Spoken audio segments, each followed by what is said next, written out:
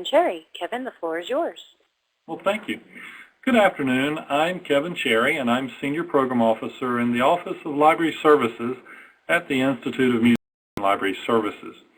IMLS is one of the 3 federal cultural grant funding agencies. We are the chief source of federal support for the nation's libraries, archives, and museums, including zoos, arboretums, aquaria, and botanical gardens. The mission of IMLS is to inspire libraries and museums to advance innovation, lifelong learning, and cultural and civic engagement. We provide leadership through research, policy development, and grant making, which is probably how you know us. The WebWise Conference is a signature initiative of my agency, and this conference annually brings together representatives of museums, libraries, archives, system science, education, and other fields to explore the many opportunities made possible by digital technologies. WebWise 2012 took the theme of tradition and innovation and investigated how libraries and museums have used digital technologies to help scholars, students, educators, and the general public understand history and the humanities. Crowdsourcing was a topic at the 2012 WebWise, and we thought this practice was so useful that it was worth sharing with a larger audience in today's WebWise Reprise. So public historians and librarians have long relied on their local communities for volunteers to assist paid staff as docents and interpreters and as collections and reference assistants. More recently, a variety of collaborative online tools have made it possible for volunteers from a larger pool to assist museums and libraries to share in content work through crowdsourcing. So I'll turn it over to Kristen Lays from Heritage Preservation, who is the moderator for today's webinar. Kristen? Thanks so much, Kevin. I'm Kristen Lays. I work here at Heritage Preservation, and you have joined us today through our Connecting to Collections online community and the meeting room that we have in the online community. We are working on this project with funding from IMLS and in partnership with the American Association for State and Local History and with technical support from Learning Times. If you haven't been in the online community before today, I just wanted to tell you a little bit about it. Our goal is to make a one-stop shop for technical information on collections care and preservation available to institutions. We have a list of topics that you can search on. About twice a month we do a live chat with an expert, and we record everything and archive everything on the site so that people will have it accessible to them in the future. We also have a discussion area, so that's a great place to network with your colleagues on conservation topics. And I'm glad to say that with additional support from the Institute of Museum and Library Services Laura Bush 21st Century Librarian Program, this coming fall and into 2013, Heritage Preservation is going to be doing a series of more extensive webinars on preservation topics, especially those that would be of interest to libraries and archives. So I just encourage you, if you are just learning about the online community, to become a member and keep an eye out for upcoming events. So today, as Kevin mentioned, we're going to hear about crowdsourcing for working with collections, and we have 2 great speakers with us today. Sharon Leon is the Director of Public Projects at the Roy Rosenzweig Center for History and New Media at George Mason University here in the Washington, D.C. area. And Ben Brimfield is joining us from Austin. He's a software engineer at From the Page open source transcription software. And we are going to hear from Ben. First we'll hear from Sharon, just giving an intro to crowdsourcing and a description of the Scripto program. And then we'll hear Ben's presentation from WebWise. We're hoping that you'll have no trouble with the video that we're going to be showing, but if you have an issue with buffering on your system or if it's a slow day on the internet, I will be prompting you with 2 links, and I want to describe them briefly. One is a YouTube video that you could go off and find. If you click on this link, it will open it up in your browser. The meeting room will not change that you see, but if you go to your browser, you'll see that that link did open. Or if you prefer, Ben has fortunately made a blog post that has all of the images from his PowerPoint with some transcript, and that's another great way to walk your way through his presentation. But hopefully all of the tech stuff will work today, and you'll get to see this reprise from the WebWise Conference. And I will post these links again, as I mentioned. And then we're going to go live with Ben to view from the page open source transcription software and tour his computer and some tips that he has. Then hopefully we'll have good time for questions and answers from you, and we can help you more with this topic. Before we get started, we'd love to learn a little bit more about you. So if you don't mind responding to some polls I'm about to drag in, that will help our speakers understand a little bit about you and what you're hoping to learn today.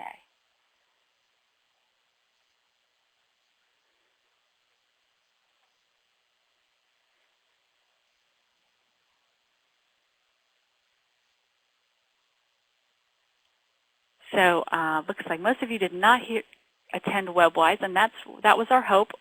This is just another way for IMLS to make sure that the information that was shared at WebWise has an ongoing life, and we were really happy to work with them to present it today. And if you did see WebWise, this is another great opportunity to interact with the speakers.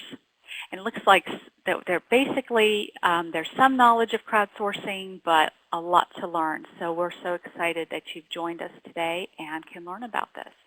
I'm going to go ahead and close the polls, and then I will drag in Sharon's PowerPoint so she can begin.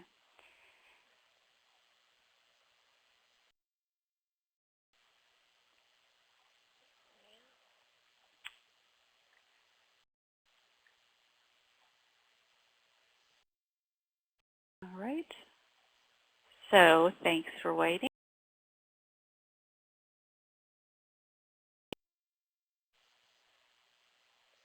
And Sharon, I will turn it over to you. Thanks, Kristen. I appreciate that.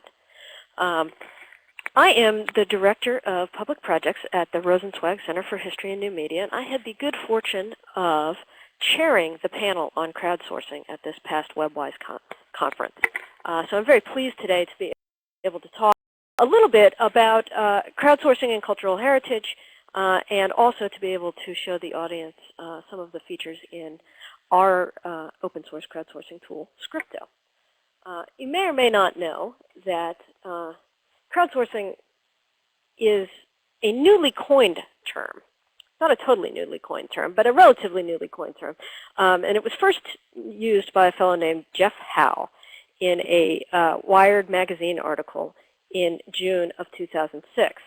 But you may be familiar with other kinds of cooperative projects that work on sort of gift labor. One of the most famous of those is the Linux open source operating system. So open source software operates on the principle that developers from around the world cooperate together to build and correct software in an open environment. You may also be familiar with, probably more likely even than open source software, familiar with the notion of Creative Commons licensing and the open content movement, the movement to share freely for use and reuse cultural heritage content. Open source software operates under similar kinds of terms as the open content movement because of the availability of open source licensing, like the GNU General Public License, which suggests that the software can be used by anyone and modified, and that developers can contribute to it. In addition to the notion of open source software and the open content movement, we saw shortly after the coining of the term crowdsourcing a smattering of web gurus who wanted to talk about the way that the Web 2.0 interactive environment was going to change the way that we worked with one another. And you probably may be familiar with particularly work from Clay Shirky, Here Comes Everybody, but also Howard Rheingold's Smart Mobs, and more recently, Clay Shirky's work, Cognitive Surplus. And the thesis of Cognitive Surplus is that if we all just stopped watching our TV for so many hours a day, we would have all of this excess time that we could collaboratively pool towards the greater good. And some of those projects involve gift labor to cultural heritage organizations. Probably the most famous content project built through crowdsourcing is the Wikipedia free encyclopedia. And Wikipedia has its own arm of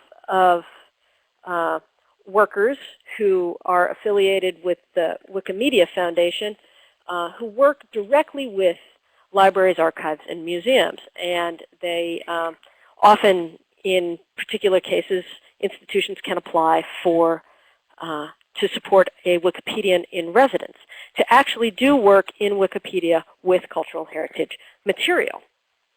But even before Jeff Howe coined the term crowdsourcing, there were crowdsourcing projects going on in cultural heritage organizations. At the Center for History and New Media, one of the very first ones that we participated in was the building of the September 11th Digital Archive, which is a user-generated archive of materials related to the September 11th tragedies. And that archive, which was in 2002, so 4 years before Jeff Howe from crowdsourcing, collected born digital materials so that we have an archive of over 150,000 stories, images, files, text messages that represent the history of that tragedy and the days surrounding it. And we went on to launch and support several others of these, like the Hurricane Digital Memory Bank project, which has collected the history of the hurricanes Katrina and Rita, and that's a little bit of a smaller site. But again, you know, that's a 2005 site that really is about building collections using the generosity of interested publics who have lived through particular points in recent history that got off the ground before the term crowdsourcing was even invented. Many librarians and archivists will be familiar with the project, the Flickr Commons project, which was and continues to be an effort of libraries, archives, and museums to present their image collections to the world on the Flickr site. And this was a kind of unusual venture, a bold step from first in January 2008, the Library of Congress, which offered the initial seed images for the Flickr Commons site. And the dramatic success of this project went a significant way in convincing libraries, archives, and museums to consider ways that they could be more interactive with the public and gain some knowledge from the public. And what I mean by that is that by August of 2008, 2,500 Flickr users had left more than 7,000 comments on the 3,000 images that the Library of Congress had posted. And that resulted in data that was then reincorporated into the descriptive material in the Library of Congress's collections for 500 of those images. And similar materials from the Smithsonian got a whole lot more traffic and commentary on the Flickr Commons site than they ever get at the Smithsonian Institution sites. In the period between 2008 and the present, we've seen an explosion of crowdsourcing projects. And the one that we're looking at here is from the New York Public Library. It's called What's on the Menu, and it's gotten a lot of great press coverage, and it's an innovative project that involves very small bites of contributions from interested users. And what people are doing here is looking at historical images of restaurant menus and transcribing not even the whole menu, but individual dishes, in the hopes that it's possible for us to eventually compile some real knowledge about food culture and history in the United States. And so that's at the level of asking individuals to contribute transcriptions of single words. And some of the projects that have been put together by the Zooniverse group also ask for these kinds of small bits. And you'll see a little bit more of this with Ben's presentation. But there have been larger projects, cooperative projects. The most recent one here from the New York Public Library follows a little bit more complex track, and that is asking individuals to use scanned phone books from New York to provide, to help with the indexing of the 1940 U.S. Census. But individuals with and institutions with large collections, particularly manuscript collections, are most often asking experts, whether they be genealogists or scholars or students or just general enthusiasts, to help with transcribing of full manuscripts. One of the earliest projects in this range was the Transcribing Bentham project out of the UK. But here we see in this slide the more recently launched Citizen Archivist dashboard from the National Archives. And what's interesting about this project is it offers individuals a way to contribute to the National Archives through a variety of venues. They can tag materials from the collection. They can transcribe entire documents using the Wikisource transcription tool. They can edit Wikipedia articles or the National Archives' own wiki. They can upload and share scanned images that they have made of archived materials, and they can assist with the indexing of this current 1940 census. And this project is similar in its large scope and multivocality to the Trove project at the National Library of Australia. But of course, we have to be wondering, listening to this, what can smaller organizations do to involve the process of crowdsourcing in their own work? And one of the tools that I want to show you today is the Scripto tool for crowdsourcing transcription. And Scripto is an open source, free open source software available at scripto.org. And what it is it's an add-on for existing content management systems. So if you're a library or an archive that has a manuscript collection that you're hosting in Drupal or in WordPress or something like that, you can add transcription to that existing collection on the web. And of course, you may be asking yourself, what's the benefit to the organization of adding crowdsourcing? And I think that there are many, many benefits, but there are sort of four primary ones for doing it with a document collection or a video archive or an oral history collection that I see functioning primarily with the Scripto tool. And that is, number one, that adding crowdsourcing transcription gives you valuable material to improve the workings of your search engine, because getting the actual individual text means that the search engine has more data to crunch to help people locate things. For projects that are on a shoestring budget, who might not be able to devote as much time and attention to transcription as they would like, crowdsourcing transcription can offer a first pass at getting that text that you might need for a more finely grained scholarly edition. The other thing that it helps us learn is, what are users really interested in? What does the community find interesting about your collection? Because those documents will often go first and transcribe completely. The other possibility is, what are the easiest documents to transcribe? They may also go very quickly. But the most important thing about doing crowdsourcing of transcription is it directs the institution, the attention of the institution, to fostering and maintaining a vibrant community of users. And those users will find you, and they will be dedicated to your collections, to your content, and to your institution because they feel like they are a part of the process.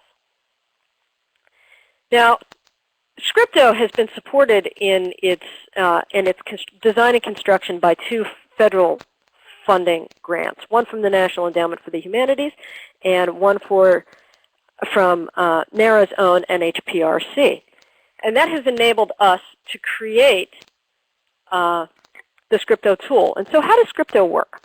Scripto provides for you an add-on to your existing content management system. So you have your materials in say, Drupal or Omeka, and then you add Scripto to it. And Scripto is a PHP library that allows you to connect a MediaWiki interface for collecting transcriptions to your CMS so that users can transcribe documents, and then that transcription data can be added back to your records.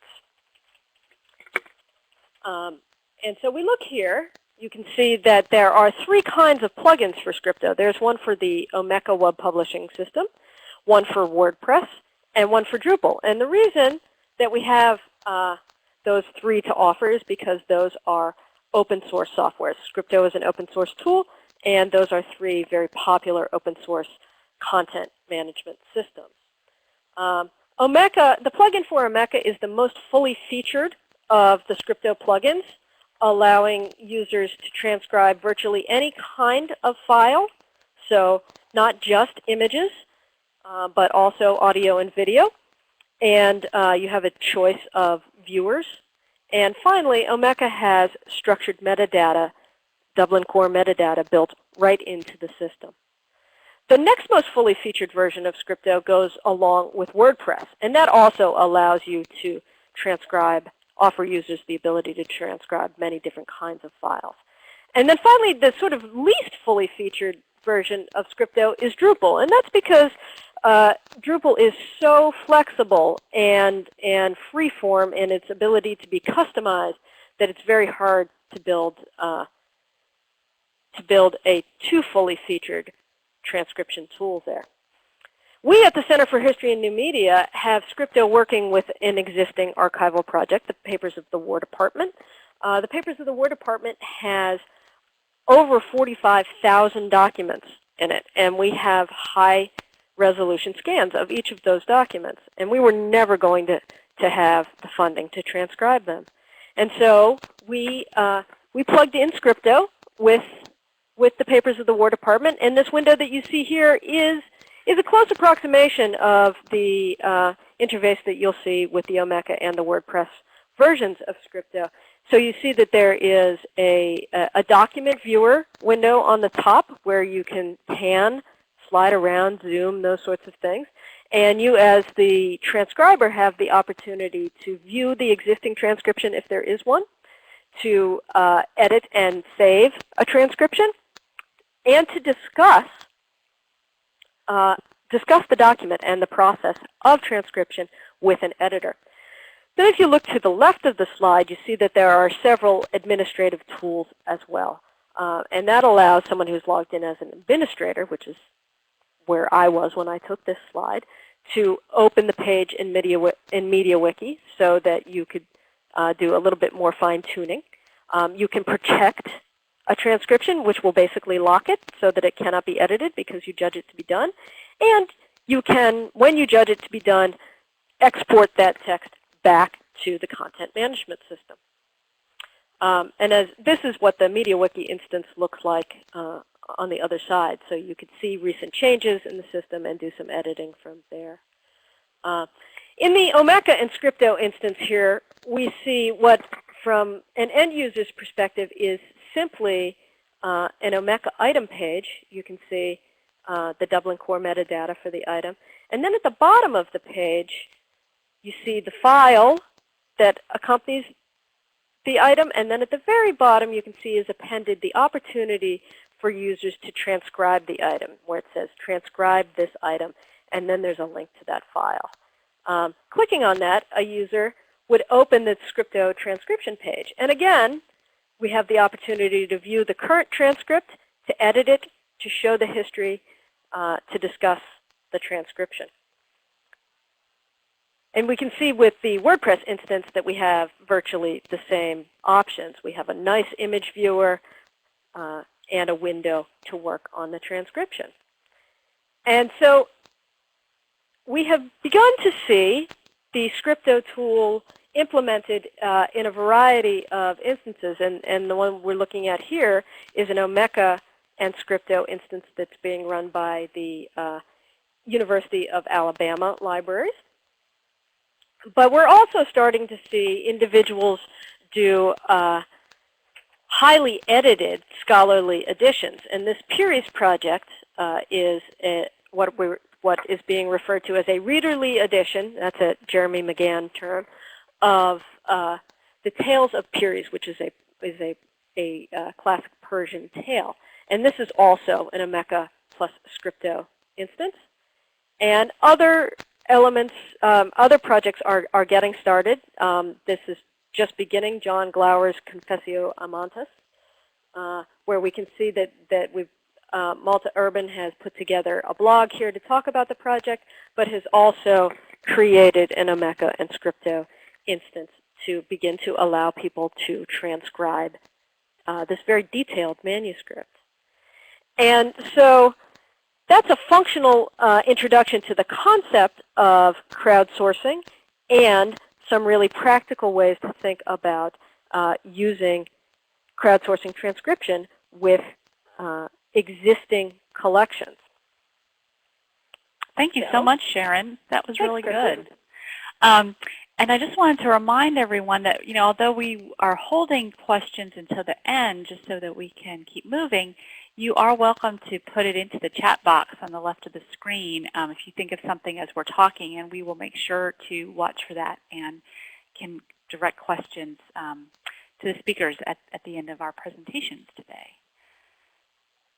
I'm going to drag some screens around here, and we're going to gear up to hear from Ben. And we're trying something new, as I mentioned, where we're going to watch a video together of him speaking at WebWise.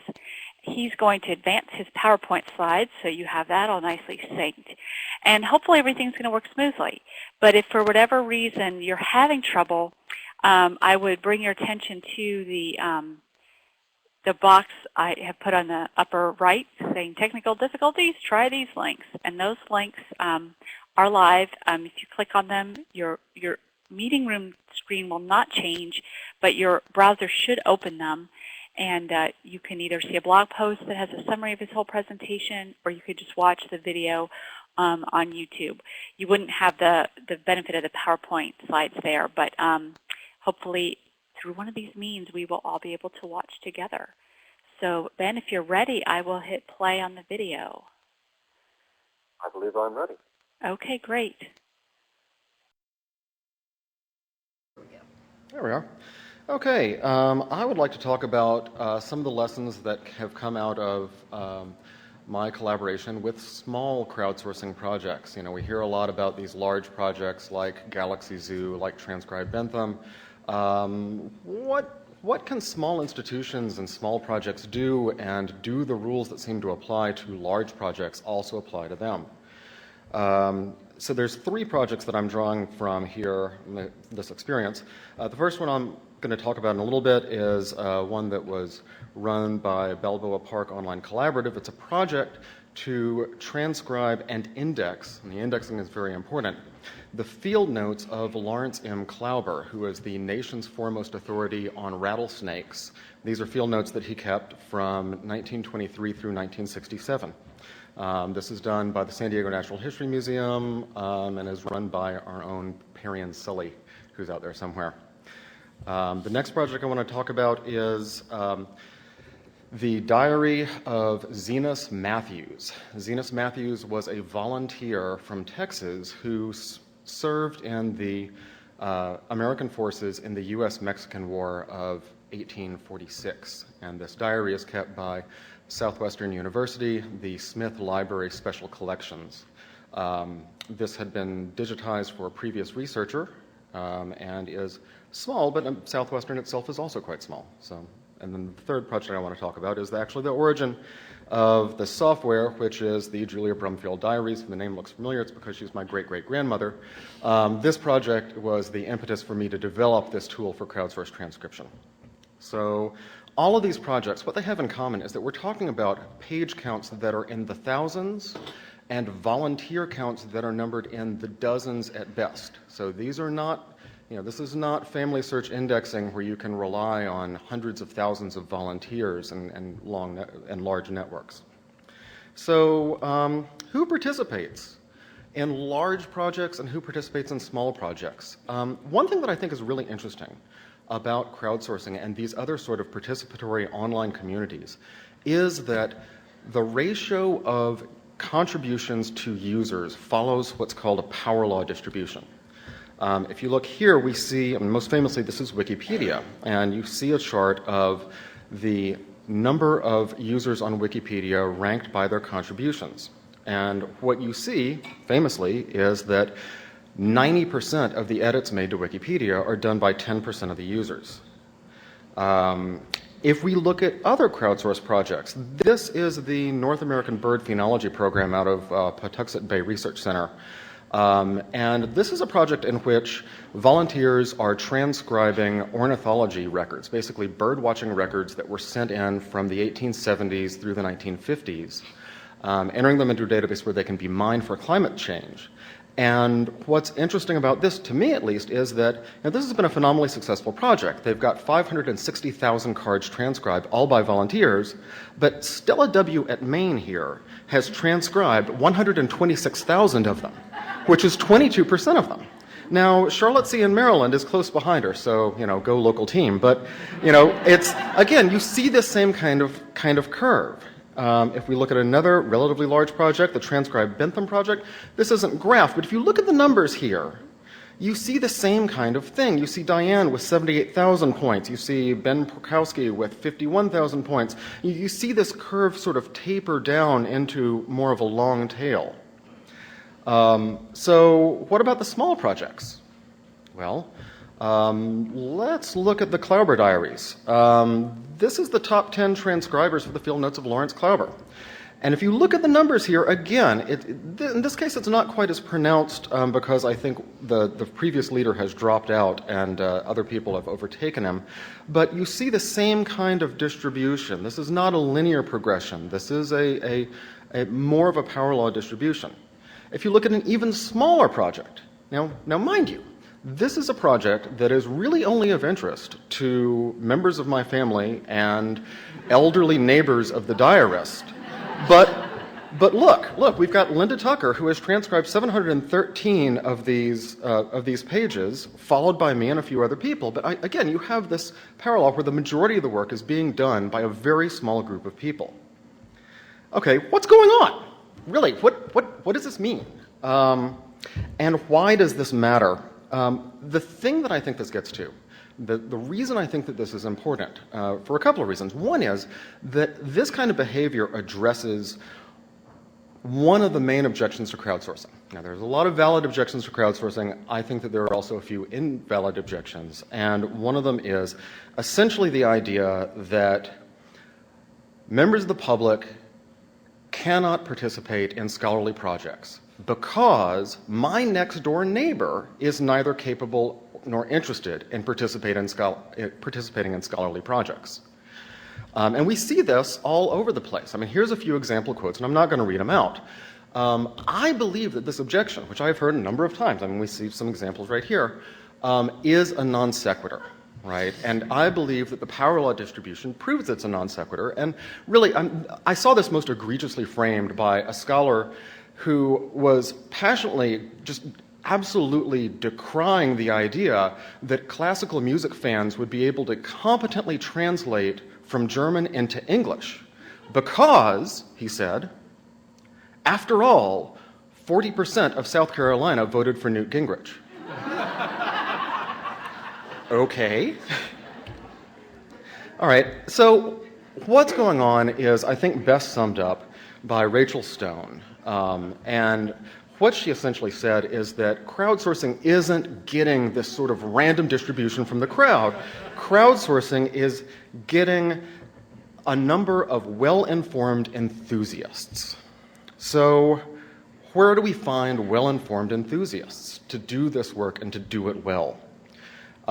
Big projects have an advantage, right? They have marketing budgets, they have press coverage, they have an existing user base. If you ask the people that transcribe Bentham project, how did they get their users? They'll say, well, that New York Times article really helped.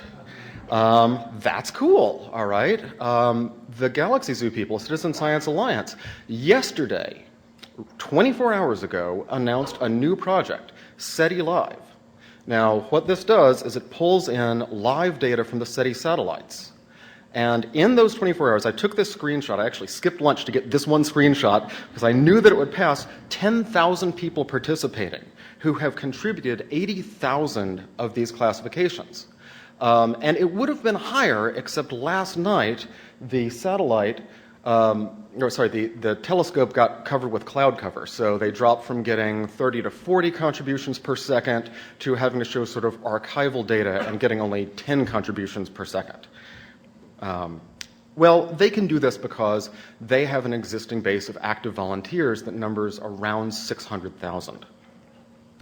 So how do we do that? How do we find well-informed enthusiasts? This is something that Catherine Stallard and Ann Veerkamp Anderson at Southwestern University Special Collections and I discussed a lot when we were trying to launch the Zenus Matthews Diaries. We said, well, we don't have any budget at all. And Catherine said, well, let's talk about local archival newsletters, let's post to HNet lists. I was in favor of looking at online communities of people who might be doing Matthews genealogy or, the military history war gamers who have discussion forums on the Mexican War. And while we're arguing about this, Catherine gets an email from a patron saying, hey, I'm a member of an organization. We see that you have this document. It relates to the Battle of San Jacinto and the Texas Revolution of 1836. Can you send this to us? And she responds saying, hey, 1846, great. Check out this diary we just put online. I think that's what you're talking about. Well, that wasn't actually what she was talking about, what he was talking about, but he responds and says, yeah, okay, I'll check that out, but can you please give me the document I want? They get it back to him, and we return to our discussion of, okay, what do we need to do to roll this out? We're going to start working on the information architecture, we're going to work on the UI, we're going to work on help screens. And while we're having this conversation, Mr. Patrick checks it out, and Scotty Patrick starts transcribing. And he starts transcribing some more, and he continues transcribing.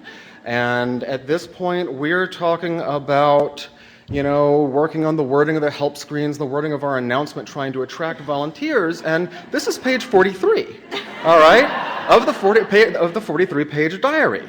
And while we're discussing this, he goes back and he starts adding footnotes. Look at this. He's identifying the people who are in this, saying, hey, this guy who's mentioned is here's what his later life was. Hey, this other guy, hey, he's my first cousin, by the way, but he also left the governorship of the state of Texas in order to fight in this war. He sees, and believe me, in the actual original diary, Piloncillo is not spelled Piloncillo. I mean, Zenus Matthews does not know Spanish, right? He identifies this. He identifies and looks up works that are mentioned here. So, wow, all right, we got our well-informed enthusiast. In 14 days, he transcribed the entire diary. And he didn't just do one pass. I mean, as he got familiar with the hand, he goes back and revises the earlier transcriptions. He kind of figures out who's involved. He asks other members of his heritage organization, what this is. He adds 24 footnotes. What just happened?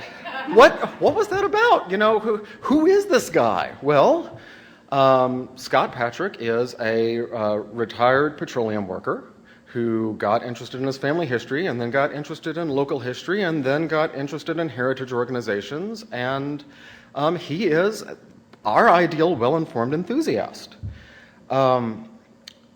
So how did we find them?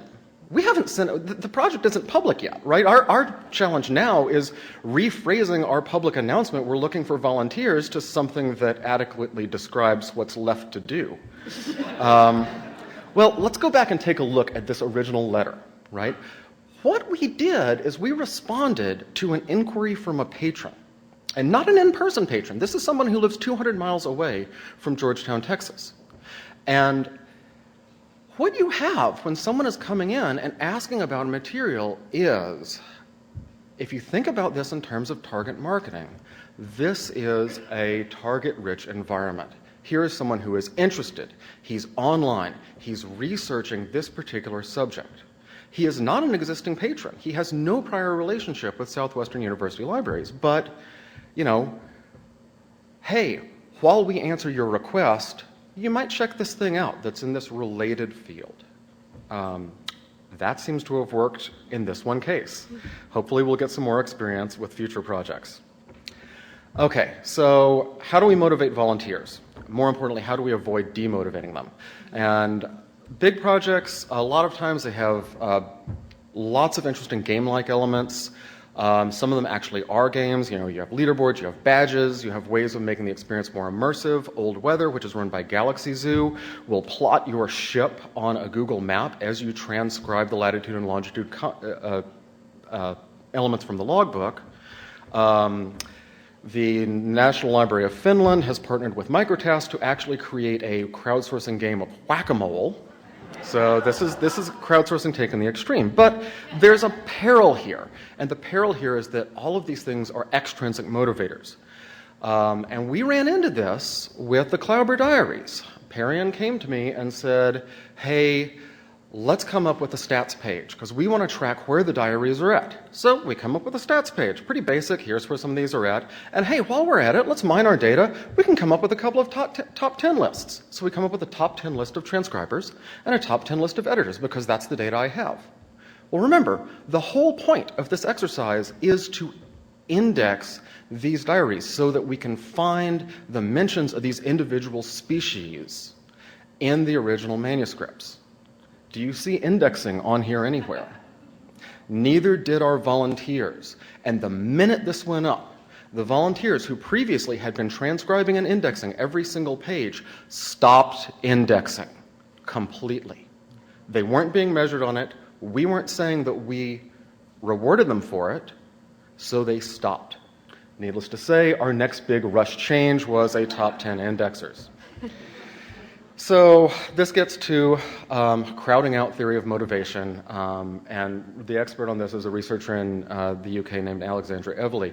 And her point is that if you're going to design any kind of extrinsic motivation, you have to make sure that it promotes the actual contributory behavior.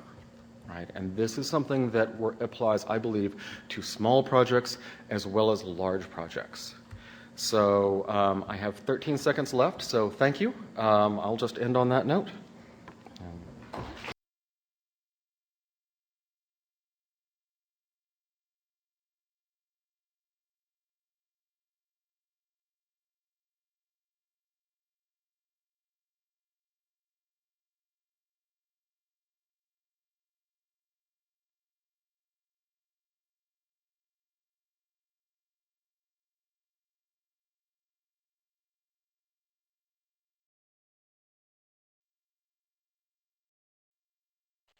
That was, thank you very much, Ben, again, for speaking at WebWise, and I hope everyone enjoyed the video, chance to see it.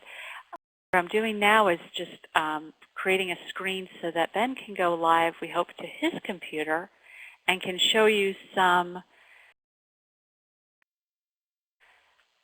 of his latest work and give you an update on what he's been doing with crowdsourcing. Again, feel free to, any questions you have in or comments in the section on the left of your screen, and we'll be getting to Q&A after this presentation. Thanks. Okay, thank you very much. So my name is Ben Brimfield, and I'd like to thank, of course, Kristen and Kevin for this opportunity and talk a little bit about the tool that these volunteers are using to do these crowdsourced transcriptions. And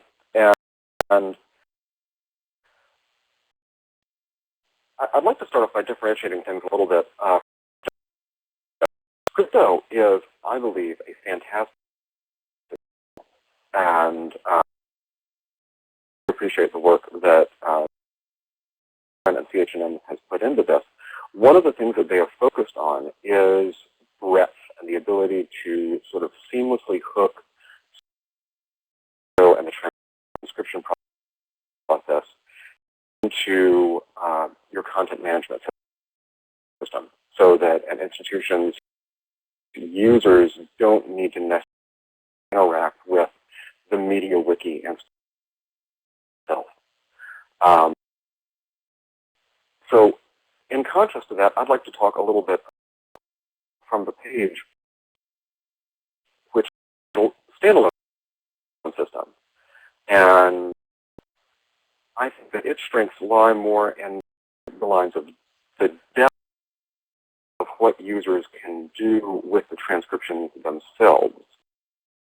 So while it does not have the breadth advantages of Scripto, I think that it shines in some other direction. So what we're looking at right now is a copy from the page. We're looking at the Zenus I talked about earlier. And I just want to show one of these things would look like. We can see the manuscript on one side, and much like Scripto, we have the script on the other side. Top bottom display, we have the left side display. Below this, we have the footnotes that were all added by Scotty Patrick. And in addition to being able to transcribe, we can go through, we can see the versions of the page, all of the different edits, and the number of revisions that made to this. In this particular page, it looks like he's gone back and edited it times as he learned more and added more context and became more familiar with the hand. I don't want to do any live demo markup on this, so we're going to switch over to the project that I'm most familiar with, which is the Julia Brimfield Diaries. And because I don't want to spend a lot of our time with everyone watching me type, what we're going to do is we're going to add annotation to something that's and this is a diary that is being transcribed well-informed enthusiast. In this case, it's being transcribed by a man named Nat Wooding, who did essentially a vanity search on Google for his name and came across all of the mentions of Nat Wooding in these diaries and discovered that the Nat Wooding who appears in the diaries as the mailman was actually his great uncle. Since he discovered this, he really sort of jumped into this whole process, and he's gone through and transcribed over 60 pages and regularly sends email with notes of things he's found. Most recently, last night, he sent me an email that he had discovered on Sunday, March 4th, the discovery of a moonshine still mentioned in the diary. So we're going to go take a look at that page with that still. So this is just the view of the transcript. You click the transcribe link, and we can see the form. And the thing that I want to talk about here is the ability to do indexing via wiki links. This is the same syntax that is used on Wikipedia for creating links to new articles. And just like that, and on the page, adding double square braces around any piece of text will either create or link to a text for the subject of that name. If we hit save, we'll see that we now have a hyperlink when this is displayed. Click the hyperlink. We can see a page about Libra with little bit of notes about him, and perhaps more importantly, we could see an index of all the pages that refer to him and mention him in any form, including Lee, Lee's, Lee Brumfield, Lee Brumfield's, various varieties of this. And this should work for misspellings and all. All of these were generated by transcribers during the process of indexing. Essentially, every single one of these mentions of a subject within a page goes into a relational database.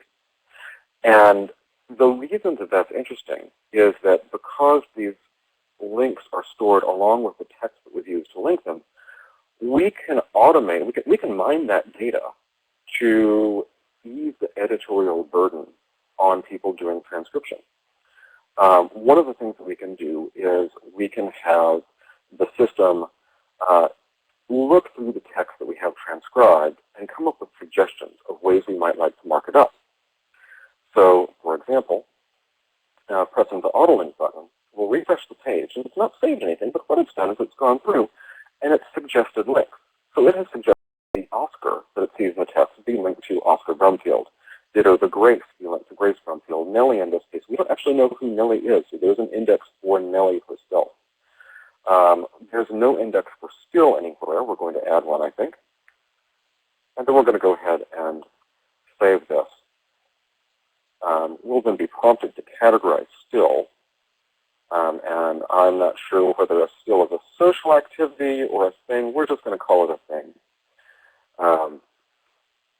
But one of the things that being able to mine this data does is that it gives you the ability to exert a form of consistency over what is being indexed. Because if the subject has not been mentioned for 300 pages, or perhaps one user indexed it and another user who's unfamiliar with the importance of the term comes through and is transcribed to the page, AutoLink's auto-suggest feature allows editors to make sure that if a subject was indexed once, it can be indexed again.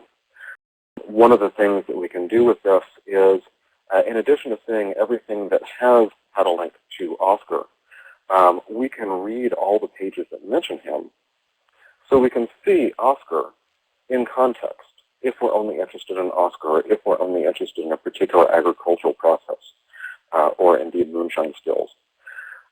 We can also, if we decide that it's worth indexing 500 pages into the project, we can do a full text search for all the pages that have text that might mention Oscar, but which do not include a link to Brumfield, a link to Oscar Brumfield. In this case, we pulled up Oscar Booker. That's legitimate.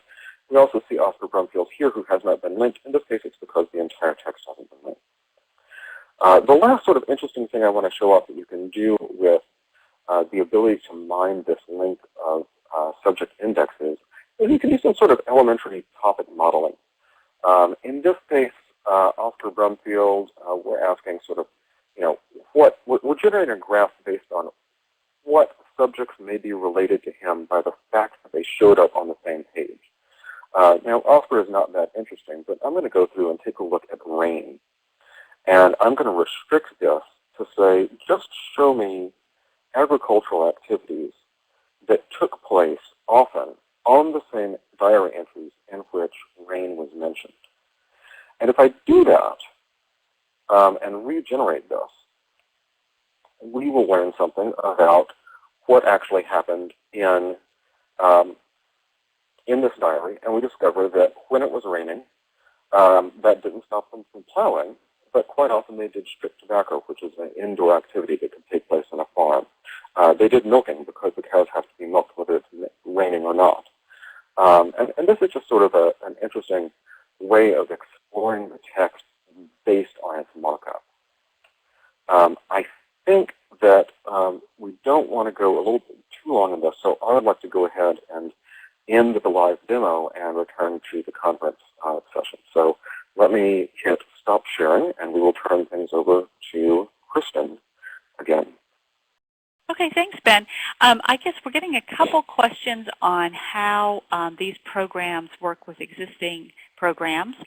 And if you mentioned this and I missed it, I apologize, but with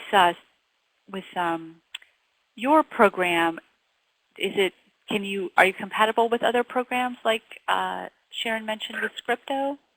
So unlike Scripto, From the Page is a freestanding program, and that users interact with the editorial interface with that directly rather than being sort of hidden behind the CMS. However, we do integrate with the Internet Archive as a CMS. Internet Archive will go through and do book scanning and manuscript scanning for institutions, and we are able to import works into From the Page and then display those images and pull their page structure out of those works. So we do integrate with the Internet Archive, and of course we'd be very interested in integrating with other systems. Okay. And so then, Sharon, there's a couple questions for you. What about collective access in Scripto? And then Kevin was wondering about content DM. And yes. Well, so the answer to both of those, collective access and content DM, is no. We do not yet have connectors built for Scripto. But the basic Scripto software itself is a PHP library. And that means that a programmer who is not at the Center for History and New Media could take that PHP library in the existing architecture of the connector between the CMS and MediaWiki and build a connector script for or both of the systems.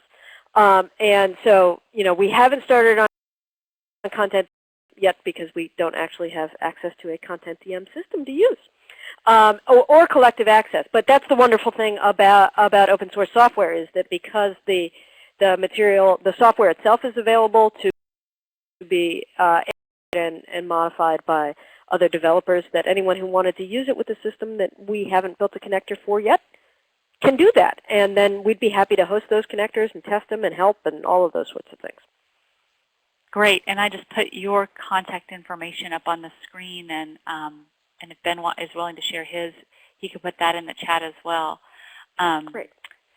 So I did want to also get to Aurora Lang's question. And have you dealt with any copyright privacy issues? How do you usually, for each of you, I think it would be an interesting question to sort of explain your process. Yeah, well, I can certainly say on the collecting projects that Aurora is referring to, the 9/11 Digital Archive and the Hurricane Digital Memory Bank, those projects have a process that individual contributors go through where they make decisions about their materials. They certify that they're over the age of 13 and that they're sharing their material with the archive so that it can be published on the web by us or held in a dark archive and not published. But in each of those cases, the individual contributor retains the copyright to that material. And so if they were to decide to release it under Creative Commons, that may be one option. But that's the way that we have handled the collecting projects. And obviously with the transcription projects, that those copyright issues are sorted out by the holding archive or special collections or things like that. So have you run into things, Ben? Actually, I would say that for my part, certainly with Scripto, because you're hosting images and the material is already up on a CMS, ideally, someone would have already gone through the "can we publish this" question. Because From the Page is displaying its own images, I often find myself in conversations with people in which they have collections in particular of 20th century letters.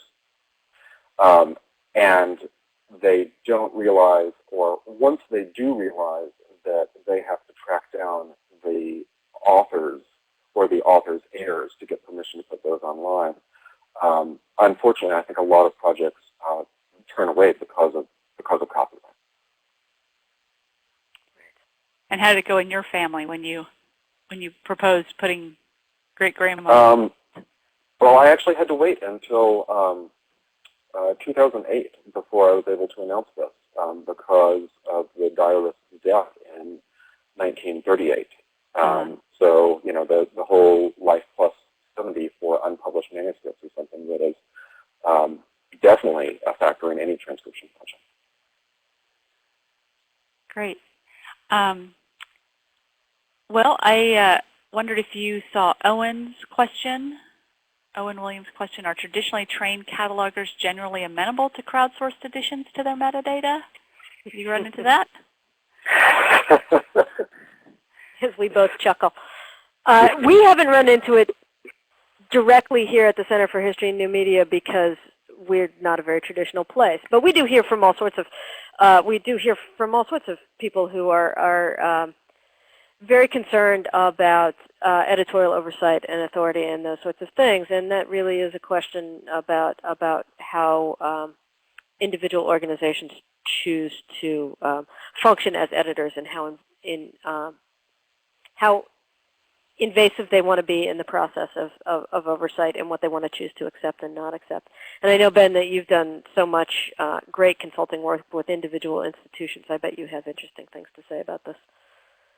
Right. I would say that the main concern is over quality, and in particular, any organization that's used to sort of traditional organizational structure where you have, sort of top-down direction is going to be, it's going to take a lot to get them to the point of being willing to talk about that.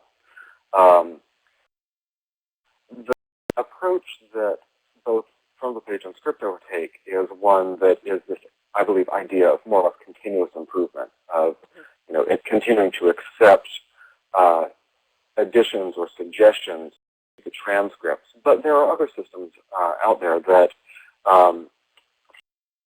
follow workflows, down pages after they've reached a certain state or a certain number of proofreaders.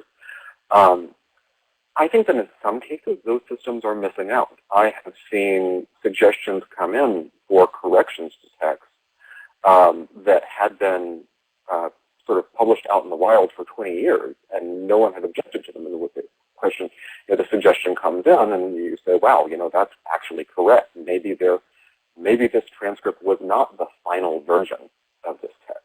And I think it's pretty hard to get some people within institutions to embrace the whole idea of no final version if that is your approach. Yeah. And then Amara's question kind of follows up on that.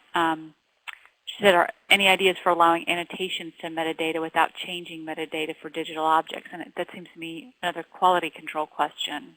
Yeah. Yeah, it really is. I mean, we have certainly here, because we also engineer and maintain the Omeka system plus Scripto, talked about a variety of possibilities for this sort of in future builds, including sort of allowing an individual in sort of wiki space to accompany each metadata field, so that there would be basically the canonical field and the crowd available field, and so that's one possibility. And I think, Ben, your indexing system yields all sorts of possibilities there. I think it might, and I also see this in cases where both Scripto and From the Page really sort of address free-form text, letters, diaries, papers, that kind of thing. They don't really address more tabular, which is often of interest to, say, genealogists. And one thing that I suspect, based on developments that I'm seeing within that world, is that crowdsourced metadata improvements to your collections are going to happen in some cases, whether people within the institution like them or not. I mean, the minute there's a unique URL to an image online, someone can build a database elsewhere. And I know Family Search is doing this with their document link system that goes through and says, this person is referenced within this document, even though that database does not live within the institution. Now, that may be fine, because in many cases, institutions are okay with people saying, well, I know you have this thing, and being wrong, so long as the people are clearly identified as not the voice of the institution. Right, right. Well, I mean, and I think that's sort of the ongoing hope and principle of linked open data is that everybody participates and that we sort of compile the index of what is known about the world. I also know that, for instance, with the National Archives, Ben and I have a mutual friend who is beginning a project to do a transcription site of an entire collection of National Archives material outside of the National Archives. And so I think that we're going to see additional and alternative metadata creation in that project too. Mm-hmm. Are you aware of what Barbara Dickey Davis recommended that Amara look into? I have not played with Merkutu. Merkutu. Have you looked at it yet, Ben? No, I've never even heard of it, so thank you for the recommendation. Yeah, no, I will definitely. I saw the launch of it. It's I believe within the last year, and I haven't actually played with it yet. So yeah, we'll both go look. Yeah, and Barbara, if you want to type in any other additional information you think we might find interesting on that, that would be great. So Kristen McDonough in Columbus, Ohio, wondered if there had been any examples of K through 12 using this. Have you, in your work, come across any examples of that?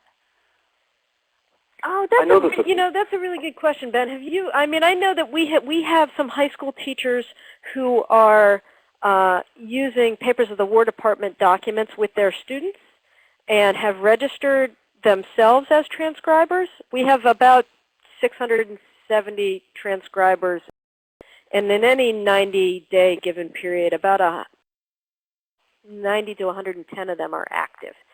And so we definitely have some K-12 teachers who themselves are using it, and what I don't know is whether they're registering for an account and working through that process with their students as a class.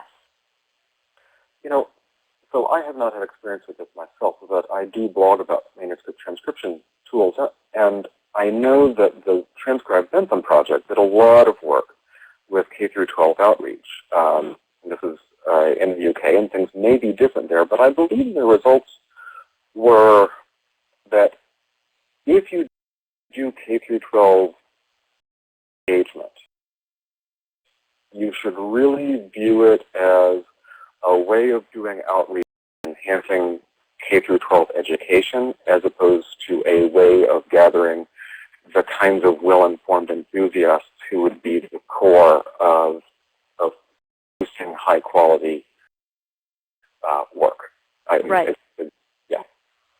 Well, so we certainly marketed the Papers of the War Department and the interactive piece of it as a way to think about teaching historical thinking skills, close reading of documents, and those sorts of things, in addition to thinking about sort of the transcription process. And I hope that more folks will think about using it that way. Yeah, I can see a lot of potential, but then you did mention earlier that you have is it just your program that has an age limit that you require people be at least 13? Oh, well, that is a really good question. That is a U.S. law to sign up for an account and to collect personal data from a user. That user has to be over the age of 13. Okay. So, but if a teacher did it, let's say they did it in a group setting, where the teacher was the registered for an account for the class and is responsible for that. Yeah, then there's no exchange of individual personal data or anything like that. Right, right. Okay. Yep. Well, and again, through your PowerPoint, Sharon, you showed us a lot of different sites and places that are using this. You don't happen to be aware of any kind of sort of clearinghouses where interested users might come across these projects? Is it just sort of by happenstance, a bit like what Ben was describing, where they just happened to make a connection with a enthusiastic user? That's a good. Ben, you have a list of tools, a shared Google Doc of tools, but not of actual. Do you have one of projects? I do not actually have one of projects, but there are a number of non-open source projects, projects using non-open source tools that are out there. The closest that I can, the closest I can come to this is perhaps the National Archive, basically Narrow Citizen Archive dashboard that you presented, because the interesting thing about that is that it involves both tagging and transcribing and presenting commentary, which is a sort of multimodal way of allowing citizens to engage with their material. One thing that I wanted to mention that was a quick digression that I am just reminded of, that you mentioned this, is that Sharon's point about transcripts making your material more fine is really important. That is how this great nephew of the mailman found this site. And this is how a lot of this public engagement beyond the walls or the environs of your institution can be enhanced by this kind of conversion of static images with no transcript to things that Google can actually index and will show up in search results. And I think that that's great for engaging the public and in finding volunteers. Certainly can't OCR the handwriting. No. Right. And making it searchable. And that Ben talked about our dedication to progressive enhancement. We're not looking for perfect transcriptions. We're not looking for spotless transcriptions that would produce a scholarly edition that would go to print. But to simply get the text makes the search engine work better, and work better in ways for people who are trying to do things like social history rather than proper nouns. If you're looking to think about the ways that supply trains run in a national instance, you really need to be able to trace those other that are going to show up in the individual transcript. Yeah, thanks. I think that's a really good point. Now I'm going to put you on the spot. If any projects that either one of you have worked on, I wondered did you have additional value added? So as you say, you're maybe not going to get scholarly edition information from your volunteers, but it's an amazing outreach tool and a way to push your information out to a broader public. Have either of you run across examples where it even has encouraged someone to write a check for the preservation of these materials or other such value added? I wish I could say that were true. I know that University of Iowa libraries have had that experience with their Civil War diaries, in which people are donating and people are, I believe, driving accessions in ways that I don't know the details of. I know in my own experience, certainly, the diaries that I'm dealing with as this family project were scattered to the four winds, were distributed to the diarist's grandchildren. And since putting this online, we started with only 3 diaries in our possession. And one of the first volunteers was able to go out and track down an additional 3 that no one knew existed and get them scanned herself. So, I mean, I'm pretty pleased with that as a result. It's not a big check, but certainly locating this material was wonderful for us. Yeah. Well, and I would definitely say that it may not come, that kind of payoff may not come directly in the form of an individual donation, but I know in the case of the Center for History and New Media, we constantly have to demonstrate the usability and attractiveness of our projects, and these kinds of features have really, driven traffic to the papers of the War Department, which is, a huge site and is serving as a scholarly source for all sorts of dissertations and things like that, but has found a more popular audience, and that helps with attractiveness to funders in general. Yeah, I agree. I think it's very high value. And it's great, too, that the additional collecting possibilities that could start to snowball once once the public is really aware of what people have and what they're doing. One thing I was really struck by at WebWise when we had the presentation from the New York Public Libraries about the menu project was that project is now so popular that their department can't even get stuff posted online fast enough for the volunteers to work on it. So, that to me is crazy success. So in a good way. I see that Barbara did share some more information about Markutu, which is great, and a URL, which is great too. And Judith has got a question. She said, all the activity seems to be funneled through transcription. I'm wondering about audio and video, not transcribed, and images, not images of the page, and using crowdsourcing for applying metadata and annotation. So I guess like photographs, audio, video, and in fact, actually this segues nicely because we're going to do another WebWise Reprise in 2 weeks, and it's going to be on digital tools that are available now for cataloging oral history. So you'll get some great information on that webinar. But just in terms of crowdsourcing, would one of you want to take that question?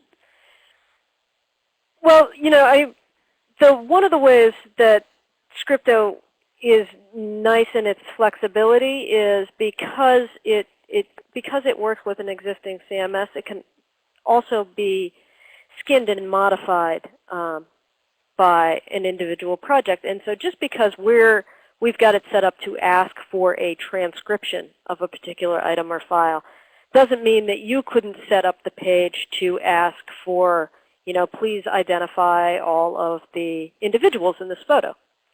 And then whatever field in the CMS that you ship that data back to, it could be, it could be the transcription field, but it could be the,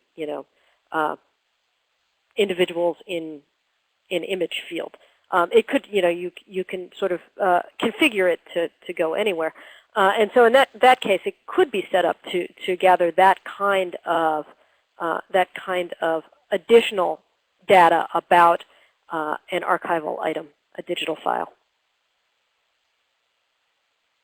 Right, and I think that there are interesting analogs and ways to apply the kinds of tools that have been dealing with manuscripts. I've had a number of people suggest to me that they wanted to use the indexing feature from the page just to write prose descriptions of photographic collections, but to mention the people in those descriptions and have those automatically generate indexes to those photos. There's a separate tool. There's actually a project that I'm working on right now for a UK-based charity that uses the underlying tool behind both Zuniverse's oldweather.org and their what'sthescore.org, which is the Bodleian Library's collection of 19th century musical scores. They're trying to build a database out of that and try to really clean up their database and come up with tempo information and is this a march? Who is this composed by? And that tool has also been released open source, and it is a fantastic tool because volunteers can go in and they can actually drag and drop across the screen and annotate sections of images with structured data. There's a group that I'm corresponding with who's looking at essentially using this to build a database of particular ornamental textiles. I mean, if you imagine, this is not a particular group, but if you imagine coming up with a database of quilts and quilt ornamentation, this is, quilts are not diaries, but we're still talking about presenting human volunteers with images and asking them to come up with data about those images. And I would recommend checking out Scribe. It's also released on GitHub. It requires a lot of custom work, as I'm discovering, but it's a pretty neat tool that I think has applicability beyond manuscripts per se. And Beth, would you mind just putting those URLs quickly in the chat? Oh, sure. And then it'll be there for perpetuity. Especially that music site you mentioned. Yeah. Sounded like short URLs, but I just in case people didn't get it. That's great. Thank you. We have a few more questions, so this will be sort of our last call. If you have any questions to type in, that would be great. And thanks so much for the folks who are typing in other great projects available for us to check out later. They are multiplying daily. Every time I turn around, there's another crowdsourcing project, and it's just a new slight twist on what we've been doing. It's very exciting. Yeah, that's great. And yeah, I really appreciate the suggestions that Ben had for doing these on small scales too, because I think that sometimes what gets people overwhelmed, that they have to develop all of this stuff, and you can take it for a very small project and then just sort of build on that, which I think is a great way to strategically handle this. Yeah. So we got some great all sorts of good suggestions coming up here. Yeah. In the chat. Great, and I'll just reiterate, this recording from today will be put up on the Connecting to Collections online community. I will put something in, when everything's available, I'll put it up on the discussion section of the page, and so just check back in a day or two for that. And I could even take this chat transcript and put it easily into the blog post so that it'd be easy to, you don't have to listen to the entire thing again just to get these links. So I'll make sure to do that. And again, thank you to Learning Times for making all of this so easy for me to do and to get up so quickly after a webinar. It really is great for everybody. And Kristen? Yes, Kevin. We do want to point out that this was just one session at the 2012 WebWise, and the entire WebWise conference was videotaped and is available on the web. Yes, I can pull up that. If you give me a minute, I will pull up that